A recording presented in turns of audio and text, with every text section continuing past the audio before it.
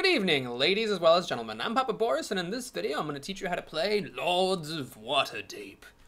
There's a reason I don't do accents. Anyhow, I'm going to teach you the rules so that you can decide if this is the kind of game that you'd like to get. If you've never heard of this game before, 10-second explanation. It's kind of like Caylus meets Agricola with a Dungeons & Dragons theme and a slightly lower skill to luck ratio. It's very fun. I enjoy it a lot. My instructional aid for this video will be this lovely iOS implementation of the game. This is a little bit of a laggy one, so I apologize for that. I'll try not to move around the screen too much.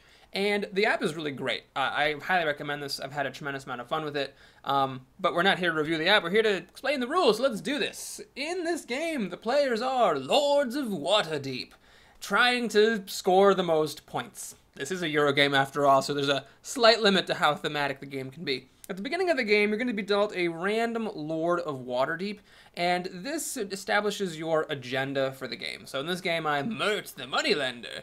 It's got a hilarious little description here. Every single one of these is like, this person seems like a complete idiot, but that's just a disguise for how smart they really are. It's like every single one is hilarious. The point is, this is actually kind of secret. Not kind of, it is secret. This is hidden information. We are not operating in the open.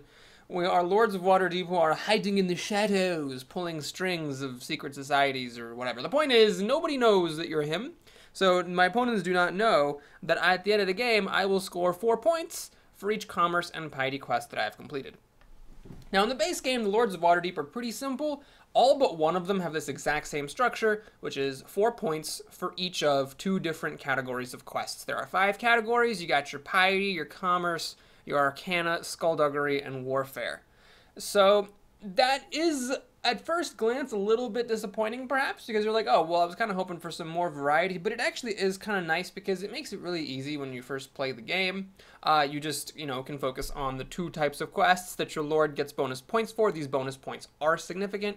You really can't go wrong just focusing exclusively on those quests that you get bonuses for, and that kind of helps limit, the range of things that you have to think about in your plays through the base game. Unless, of course, you get the other one, the one who doesn't have this structure, in which case you're fucked. But anyhow, that's the Lord of the Waterdeep. Now, when it is, the other thing that happens, of course, is one player is chosen at random to be the starting player. I just rolled up a game with 2 AI opponents, and I was randomly selected to be the starting player.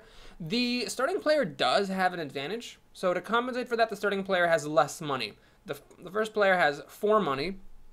Whoever is second has 5 money, and whoever's third has 6 money. You get the idea. Basically, each person, one step further away from the starting player has an extra coin at the start of the game. And my iPad thing just totally lagged. Okay, there we go. Okay, so you can see Laeral Silverhand has 5 coins, and then Oberyn Iron Fist has 6.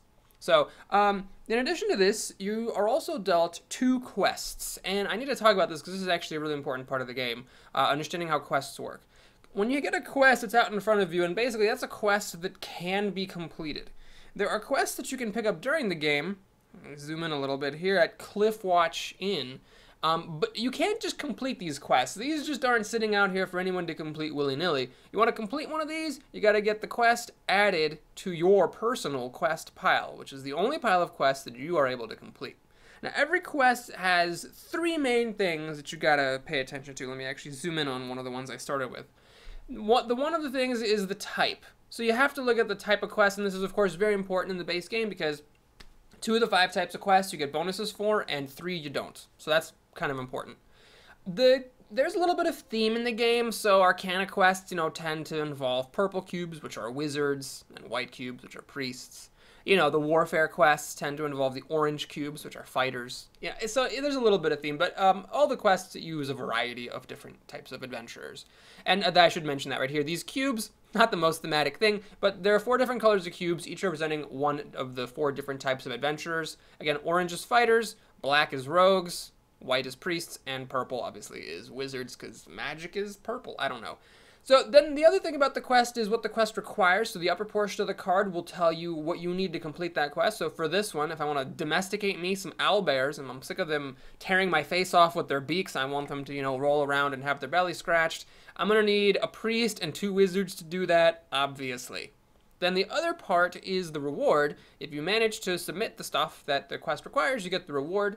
These little symbols with the numbers inside them, those are points. And then quests can give you a variety of things. So like this quest gives you a fighter and 2 money. Get it? You domesticated the owlbear. Now it's an adventurer fighting for you. Also, someone paid you $2. These little squares are money.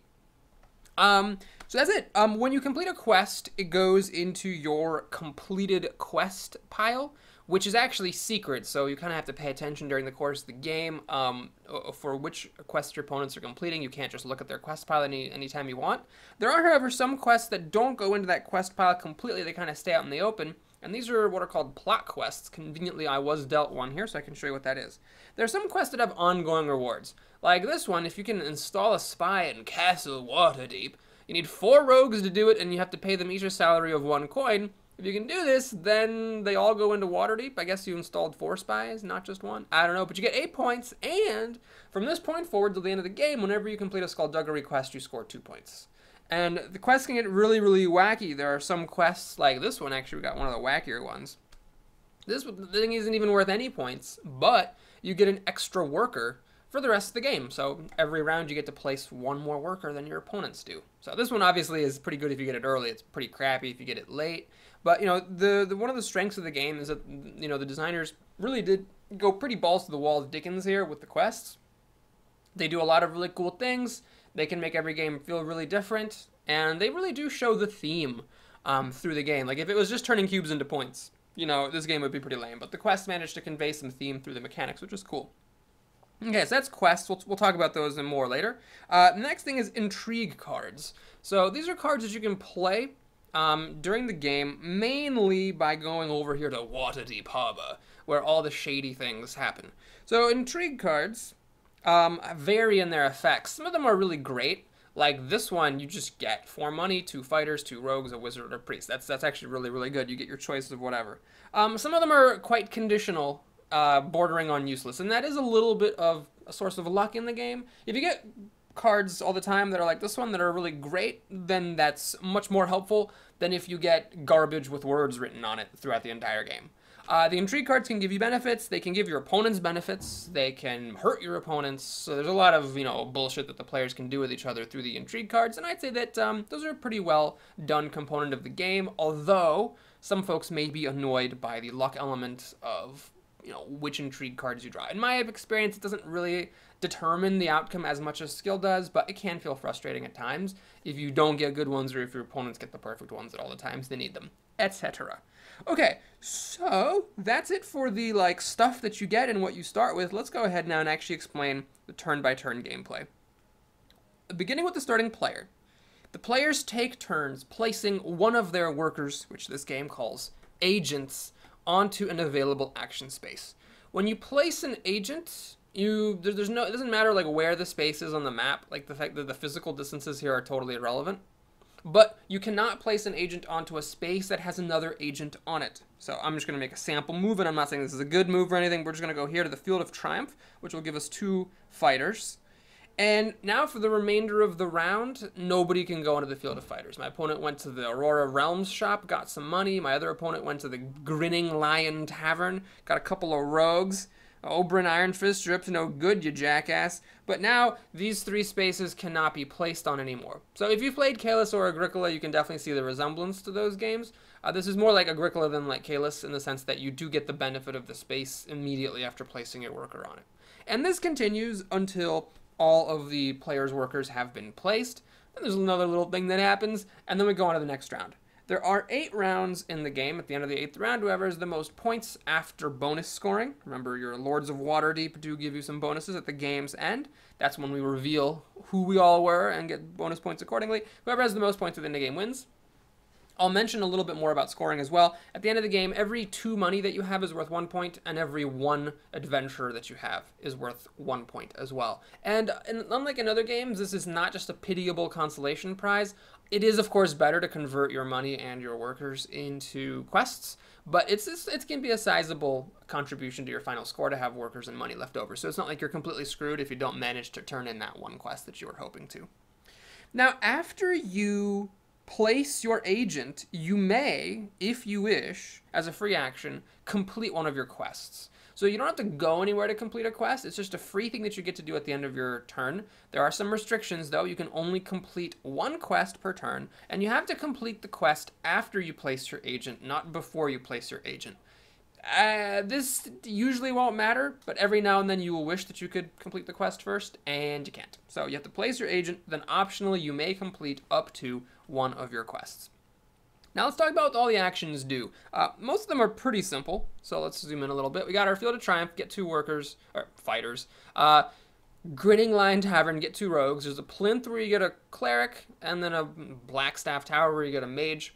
So you can actually see as a default, clerics, priests, I don't know what the proper word is. Those things, the white guys and the purple guys, they are just a little bit more valuable than the black guys and the orange guys.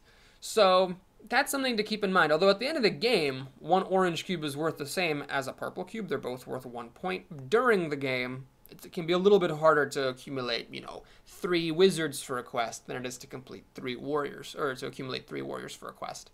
There's also the shop where you can get 4 money. Money's pretty important in this game. So a lot of quests, you need money, to be completed. So like this quest, for example, you got to have 4 coins, which is kind of a lot. There's also buildings in this game, which we'll talk about in a moment. Those obviously cost money to build. Let's actually talk about the buildings right now. So the way that buildings work, let me zoom in on these a little bit, shall I? So there's a stack of, or not a stack, kind of a draft of, it's not really a draft. Oh my God, there's a row. There we go, a row of buildings that are available to be built. And there's a bunch of buildings in the deck. There's I guess 24 buildings in the base game. So you'll get, random buildings available for purchase each game. And these buildings are quite a bit stronger than the basic actions you start with. Like this one right here, you get 2 fighters and a cleric. 2 fighters and a wizard. Here, you can return 2 workers of any kind and get back 3 workers of any kind that you want. So the buildings that you build are typically stronger in effect than the basic actions that the game starts with. Now, like in Caylus, once a building is built, it's available for all the players to be used.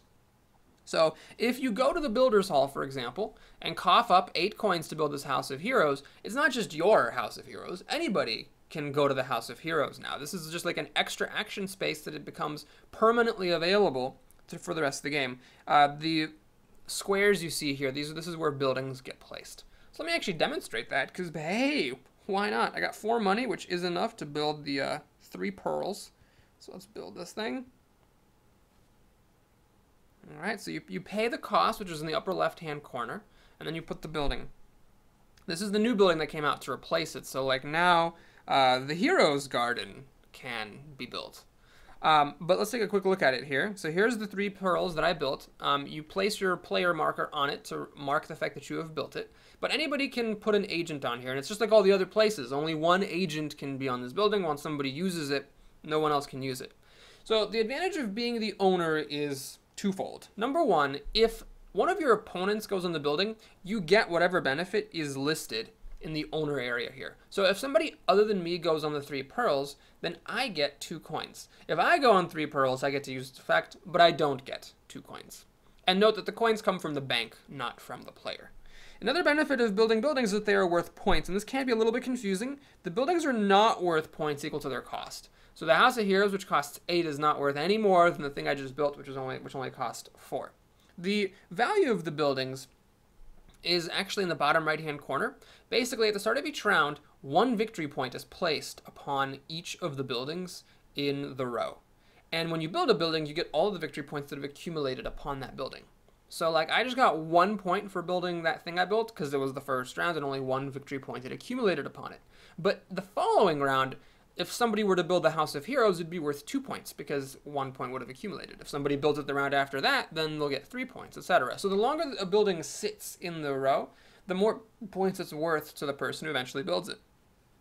And there are ways that you can actually end up building a building that has come up. Obviously, no one can go in the Builder's Hall now because there's an agent of mine there.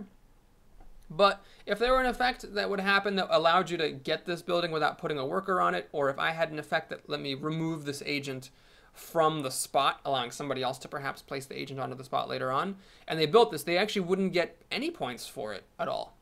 Now, the owner benefits, they can range from adventurers to points to money. There's a few that actually give you an intrigue card when your opponent uses it. So these are all reasons why you may want to spend an action and some money to build a building. Points, the privilege of, the owner benefit here.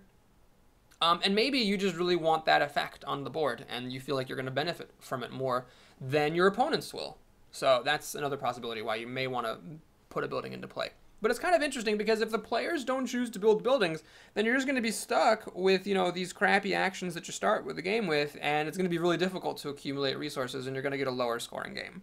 If a lot of buildings like these get built, there's going to be an influx of resources in the game, and players will tend to score more points that way. So it's kind of cool how the players, as the Lords of Waterdeep running Waterdeep, I guess, have a lot of say in the way that the city develops and the power level of the overall game. Okay, so that's the building area. Next, we're going to talk about Cliffwatch Inn as soon as my opponents take some turns. Oh, look, hey, my opponent traded in 2 rogues for 2 wizards and a priest. You can suspect that was a pretty powerful move because remember, it's harder to get priests and wizards than it is to get rogues. You get 2 rogues per action, only 1 priest and 1 wizard per action. So basically, he traded a thing that only took him 1 action to get 3 things that would have taken him 3 actions, 3 separate actions to get. So, that's pretty powerful. But I got 2 money because he used my building, so, is that worth it? Who knows? All right, next up is Cliffwatch Inn. So this is where you can pick up quests. Remember, you can't just complete the quests that are out here. If you want to complete a quest, you got to put it in your private quest stack down here. And to do that, you go to Cliffwatch Inn. Now, what's really cool is there are actually 3 different action spaces on Cliffwatch Inn. Each one can only be taken up by 1 agent, but if somebody goes to Cliffwatch Inn, you can still come in after them. You just have to go to a different space. Let's go over what they all do. This leftmost space, you pick a quest, and you get 2 money. This space here, you pick a quest, and you get an intrigue card. Now, you might be wondering, where do I play these intrigue cards, Boris? That's the thing I'll explain next. And then finally, this one here, you actually clear off all 4 of these quests, draw 4 new ones from the deck, and then pick one of the 4. So if none of these match your categories, you might want to take this action. So you just get a new pile of quests, and hopefully at least one of the 4 will match one of your 2 bonus categories. Now, who am I? I'm commerce and piety. Okay, so there's no commerce or piety here, so I'm like, screw this crap. Let me just go ahead and delete all these. All right, and there, a couple of commerce quests came up. Let's go for, let's see, I could do this, 6 points, and whenever you build a building, score 4 points, or 7 points, an intrigue card, and you get a quest from the top of the deck. Well, I don't really care about getting quests from the top of the deck, so let's go for this, and get my build on. Yeah, so there we go, now I've got this quest, now I can complete the Infiltrate Builders Hall quest. And, perhaps if I do that, I'll be able to get a lot of points over the course of the game for building buildings. Okay, this is a pretty cool one. Reward 10 points and draw a building from the stack and put it into play at your control at no cost. Oh, that's pretty cool. So, you can see the theme, commerce, lots of money being spent on the commerce quests. You have to have a lot of money, and they often interact with buildings. So, there's a little bit of theme here in the way that the quests are designed. Okay, the last thing I want to show you is Waterdeep Harbor, which my opponent actually just went on. So this will have to go to the next round because I don't have any more agents left to show you in this round. And you're going to see some stuff that makes no sense because I haven't explained how the harbor works yet. So don't worry about the things happening on the screen. Do not worry, ladies and gentlemen. Everything's okay. The pilot is not going to crash the plane. All right, here we go. So this person's buying a building. Cool. Good job, Laryl Silverhand. The Yawning Portal, that's a building that gives you 2 cubes of any kind that you like. Okay, Waterdeep Harbor. So here's how this works. When you go to Waterdeep Harbor, there's 3 spaces here. You have to go to the lowest number space that is available. So the first player to go here goes in the 1 space. Second player to go here has to go in the 2 space and so on. When you go here, there's an immediate effect, which is that you play an intrigue card. I'm going to go ahead and call in a favor. Let's get some cash. Let's get some cash dollars here. Want some money. Okay, so there it is. I played the card, and that's it. Now, your agent just sits there, but they're not done for the turn. So we'll play through a couple more turns here. I'm going to make really dumb moves that make no sense just to keep things moving along. All right, let's get some rogues. Oh, yeah. Oh, hey, I can actually make this quest. Okay, let's do this. All right, I didn't even realize that was going to happen. So I'm going to make this quest. I'm going to turn in 2 warriors, 2 rogues, and 4 money. I get 6 points, and whenever I build a building from now on till the rest of the game, I'm going to score 4 extra points. And this does match one of my bonus categories, commerce, so that quest is going to be worth an additional 4 points at the end of the game. Okay, so let's go ahead and wrap this up. Oh, I didn't actually explain Castle Waterdeep. Well, it's a pretty simple space. Sorry, I forgot to say it. But, yeah, very simple. You get the starting player pawn, so you get to be starting player the following round, and you also get an intrigue card. The end. If nobody goes to Castle Waterdeep, the starting player does not move. The starting player just stays whoever it was at the beginning of that round. So that's similar to Agricola. So if you don't like who the starting player is, then you need to go there to change it. What's conscription? Take 2 warriors and place them in your tavern. Choose an opponent. That opponent takes a warrior and places it in his tavern. So you might notice, wait a minute, isn't this just like strictly worse than the card you played before, which could have given you 2 warriors for free? Here you're getting 2 warriors and you have to give a warrior to an opponent? Yep, definitely. It really sucks. But, you know, sometimes that's still better than some other cards which wouldn't have given me anything. Okay, so let's go ahead and just give one of my opponents a warrior. Alright, so I've gone to Waterdeep Harbor twice this round. Now here's the cool part. At the end of the round, once everybody's agents have been placed, the agents who are in Waterdeep Harbor get reassigned. And you do this in order of 1, then 2, then 3. So like if I had been here, and then my opponent was here, and then I was here, I would reassign this agent first, then my opponent would reassign this middle agent, and then I would reassign the last agent. The reassigning an agent works just like normal. You know, you basically get the agent back into your pool of agents, and you can place them on any available action space. Now the thing you might observe about this is that, you know, obviously at this point you're getting the dregs, because this doesn't happen until everybody's placed all their workers. So it's kind of cool. You get to play an intrigue card, which might give you some value, and then you get an extra action after that. So it's kind of like you're delaying the ability to put your worker on the prime location in exchange for the benefit of an intrigue card, which, you know, might be worth an extra action. And so here it's like, oh, cool, there's still the, you know, the 3 pearls available. So let me turn in my warriors, and let's get back some, you know, priests or wizards and a cleric. So, you know, I'm hopefully saving myself. I mean, I don't know if that's ever going to matter. Oh, yeah, hey, sweet, man, I'm so good at this game. I rock it even without trying. Now, Arcana is not one of my bonus categories, but, you know, after doing that, I'm able to complete this quest. So let's do it. This will give me 2 money and a fighter, which might help me, you know, complete future quests and so on. I'm playing pretty randomly here for the purposes of demonstration, but you can see how, you know, the kinds of things that you can pull off in this game to try to be as efficient as possible. Now, because I was the only player who put things into Waterdeep Harbor, I get to go again. So that can happen in this game. You can just sometimes get lots of turns in a row. So I'm like, okay, I need some more quests. Let's go over here to Cliffwatch Inn, pick up a quest and 2 coins. Let's go ahead and grab this thing, which gives me a building. I don't think this is going to trigger with my other quest, because this is whenever you buy a building. So if I complete this quest, I'm not buying a building, I'm just getting it. But hey, whatever. It's cool to get some buildings. Okay, and I think that's it. I mean, if I forgot something, I apologize. Please ask in the comments if anything was unclear, or just tell me I forgot something if I forgot a critical rule. But actually, this game is relatively simple. It's definitely simpler to teach and play your first time than Caylus or Agricola, but there is a little bit of extra luck in the game. Obviously, you know, if the wrong quests turn up, that can be a source of bad luck. If you get bad intrigue cards, that can hinder you. Another source of luck in this game is like the overlap between your bonus categories and your opponent's bonus categories. Like right here, it's actually possible that neither of my opponents wants commerce or piety, but they both might have overlap with each other. Like say one of them is warfare in Arcana and the other one is skullduggery in Arcana. Then they're both going to be fighting for the Arcana quests, but nobody's going to be fighting with me for the commerce or piety quests. So that's possible. It's also possible that one of them is like warfare and commerce, and the other one is like Arcana and piety. So in that case, I would have something in common with each of my opponents, but neither of them would have anything in common with each other. So I'd be worse off compared to both of my opponents in that case. And that can be a source of, you know, advantage or disadvantage based purely on luck. You might recall that in addition to 2 intrigue cards, we actually start the game with 2 quests. And that's another source of luck in the game, because obviously if you get quests that match your bonus categories, that's really great. But if you get quests that don't match your categories, it's, you know, it's somewhat of a disadvantage. It's like those quests are mostly wasted and they're not likely to get played. And you might say, well, Boris, aren't quests worth points? And they kind of are, but you really do need to count carefully in this game. Let's take a look at this quest, for example. This quest, I'm going to get 6 points and 3 wizard cubes.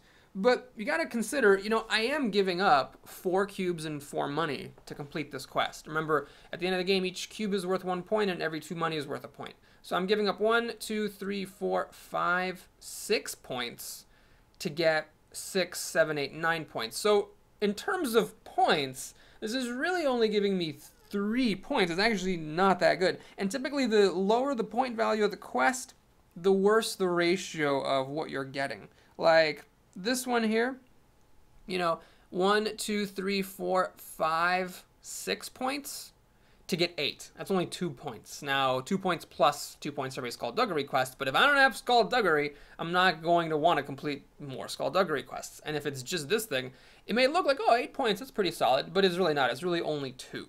So that's why it's so important to complete the quests that match your bonus categories. Like getting an extra 4 points per quest is a huge deal because that dramatically improves your ratio.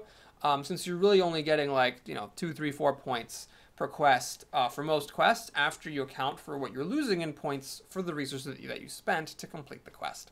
So I am actually not explaining the rules anymore. I've just been talking about the game. But apart from these luck elements, I'm someone who has a pretty low tolerance for luck in board games. I still like this game. I feel like most of it is skill, and the game is quick enough that if I do lose the game to bad luck, like whatever, it's not the end of the world.